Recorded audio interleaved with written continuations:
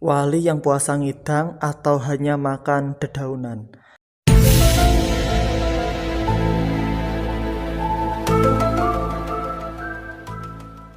Assalamualaikum warahmatullahi wabarakatuh. Bagaimana kabar kalian? Semoga kabar kita semuanya dalam keadaan fantastis. Sejarah makam Wali Kidangan yang berada di Dusun Kidangan, Desa Sukorejo, Kecamatan Malo, Kabupaten Bojonegoro sangat menarik untuk kita telisik bersama-sama.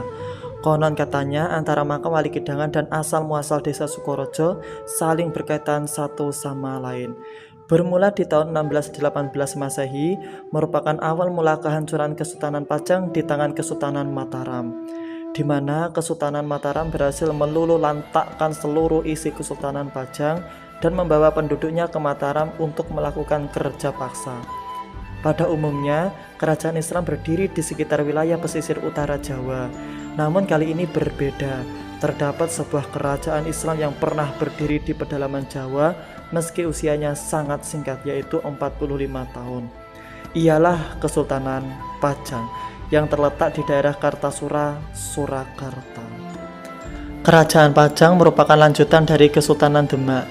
Maka banyak para alim dan ulama yang mengembara atau istilahnya menyendiri atau menyepi, karena tidak ingin diketahui identitasnya dan tidak ingin lagi berurusan dengan masalah dunia, hingga ada salah satu syekh yang bermukim di dalam hutan wilayah utara Bengawan Solo, tepatnya di Desa Sukorejo, Kecamatan Malo, Kabupaten Bojonegoro.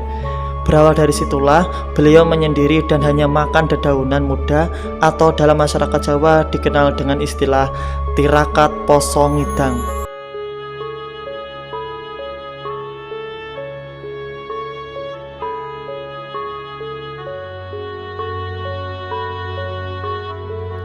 Bahkan ada dua pemuda dari sekitar wilayah tersebut yang mengikuti beliau untuk menjadi santrinya, yang dikenal dengan cantrik. Kedua pemuda itu datang kepada syekh tersebut dengan membawa suatu persoalan yang sedang dialami daerah tersebut, antara lain persoalan tanah yang tandus dan gersangnya desa. Tetapi kedua pemuda tersebut tidak berani mengungkapkan dan hanya menggerutu dalam isi hatinya. Hingga suatu hari, syekh tersebut tidak bisa menahan rasa empatinya kepada kedua pemuda tersebut. Beliau kemudian meminta agar kedua pemuda tersebut kembali lagi kepada keluarganya. Syekh tersebut berkata, Sampean bakal seneng lan desamu tak gawe rame-rame.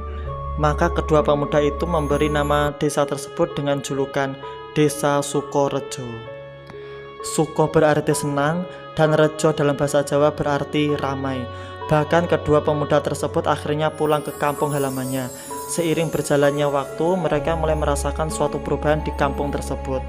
Lahan-lahan pertanian yang sebelumnya tandus berubah menjadi subur, dan kampung tersebut mulai dihuni serta dikunjungi masyarakat dari berbagai luar daerah.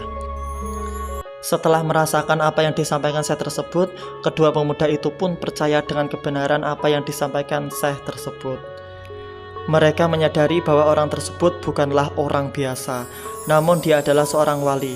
Terbukti apa yang diucapkannya telah terjadi. Kemudian kedua pemuda tersebut ingin sekali mengabdi kepada syekh tersebut. Namun saat ditemui, beliau telah meninggal dunia. Hal ini karena sudah diketahui sifat kewaliannya atau istilahnya wali mastur.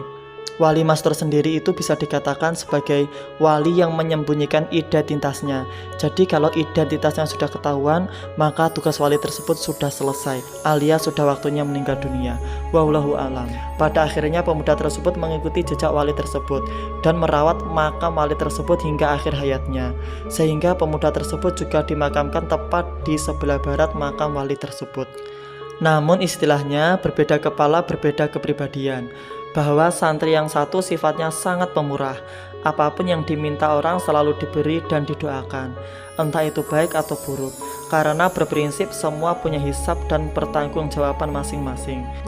Dan yang kedua, senang kalau orang kampung Sukorejo jadi pejabat atau istilahnya orang punya kedudukan atau pangkat.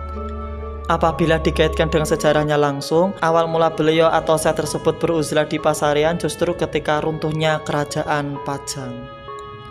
Sebab beliau merupakan wali mastur atau yang menyembunyikan identitas sebagai wali maupun biografinya, sehingga ia dijuluki sebagai Wali Kidangan.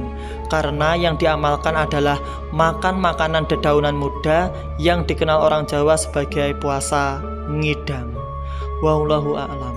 Tapi menurut silsilah, beliau masih saudara dari Wali Gotong yang makamnya juga tak jauh dari makam beliau. Wallahu a'lam bishawab. Semoga bermanfaat dan menambah cinta kita kepada sejarah Islam yang ada di Indonesia. Semoga bermanfaat. Wallahu a'lam. Wassalamualaikum warahmatullahi wabarakatuh.